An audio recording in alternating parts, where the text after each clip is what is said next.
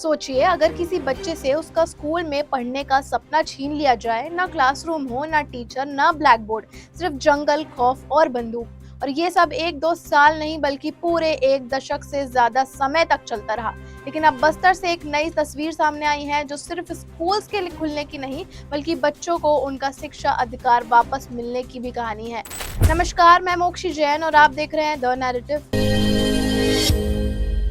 छत्तीसगढ़ के नक्सल प्रभावित इलाकों में 37 स्कूल्स दोबारा खोल दिए गए हैं, जो 10 साल से भी ज्यादा समय तक नक्सलवाद के खौफ के कारण बंद पड़े थे।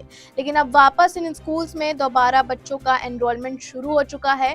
सुनने में ये शिक्षा समाचार लग सकता है, लेकिन असल में ये नक्सल हिंसा पर एक बहुत बड़ा जवाब है। लेकिन आखिर स्कूल्स बंद हुए क्यों थे? तो इसका जवाब है नक्सल हिंसा।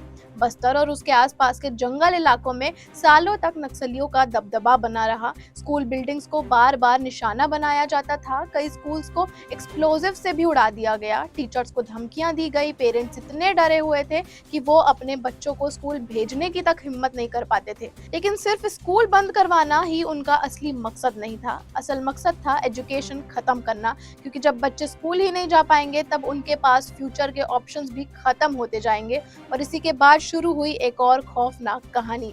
अब जिन गांव में माओवादियों का प्रभाव था, वहां 5वीं क्लास के बाद कई बच्चों की पढ़ाई रुकवा दी जाती थी। स्कूल खत्म मतलब सपने भी खत्म। इसके बाद कई परिवारों पर दबाव बनाया जाता था कि घर से कम एक बच्चे को बाल संगम यानी कि left wing extremist children's wing या माओवादी संगठन का हिस्सा बनाया जाए। जिस उम्र में बच्चों के हाथों में कलम और किताबें होनी चाहिए थी, अफसोस उस उम्र में उन हाथों में बंदूक थमाकर नफरत और हिंसा की ओर उन्हें ढकेल दिया जाता था। पहले उनसे छोटे मोटे काम करवाए जाते थे, जैसे कि राशन लाना, संदेशा पहुंचाना, पुलिस पर नजर रखना, मार्गदर्शक और सूचना दाता के रूप में काम करना, और धीरे धीरे बच्चों को हथियार चलाने की ट्रेनिंग तक दी जाती थी। सिक्योरिटी एजेंसीज और कॉन्फ्लिक्ट स्टडीज भी कई बार ये बात सामने ला चुके हैं कि माओवादी संगठन ने अलग अलग समय पर नाबालिग बच्चों का इस्तेमाल संदेश वाहक, मार्गदर्शक और मुखबिर और आर्म्ड कैडर के रूप में तक किया। सोचिए, एक तरफ स्कूल का ब्लैक बोर्ड और दूसरी तरफ बंदूक, एक तरफ एग्जाम्स और दूसरी तरफ एनकाउंटर। यहाँ सिर्फ बच्चों को शिक्षा से वंचित नहीं किया गया, बल्कि उन बच्चों का पूरा बचपना ही छीन लिया गया।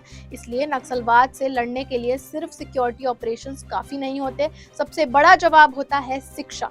क्योंकि जिस बच्चे के हाथ में किताब होगी, उसके हाथ में बंदूक आने की संभावना ना के बराबर हो जाएगी। अब सिक्योरिटी सिचुएशन में सुधार के बाद धीरे धीरे बस्तर के वो स्कूल दोबारा खुल रहे हैं जो दशकों से बंद पड़े थे। टीचर्स वापस स्कूल लौट रहे हैं, क्लासरूम सज रहे हैं, और सबसे बड़ी बात, बच्चे दोबारा खुशी खुशी स्कूल यूनिफॉर्म पहनकर पढ़ने जा रहे हैं। ये सिर्फ 37 स्कूल्स की रीओपनिंग नहीं है, ये उन माँ बाप के लिए सुकून है जो सालों तक अपने बच्चों के भविष्य को लेकर डरते रहे। ये उन बच्चों के लिए एक बड़ा मौका है जिन्होंने कभी क्लासरूम देखा ही नहीं, और ये बस्तर के लिए एक नई शुरुआत है, जहाँ जंगल का बच्चा भी डॉक्टर, इंजीनियर, टीचर, पत्रकार या आईएएस बनने का सपना देख सकता है। बंदूक से सिर्फ डर पैदा होता है, लेकिन कलम और किताब से भविष्य बनता है। और शायद इसलिए बस्तर में 37 स्कूल्स का दोबारा खुलना सिर्फ एक खुशद शिक्षा समाचार नहीं, बल्कि नक्सल हिंसा के खिलाफ सबसे बड़ी जीत की शुरुआत भी है। आप किस पूरे मामले में क्या राय है, मुझे कमेंट करके जरूर बताइएगा। जय हिंद, जय भारत।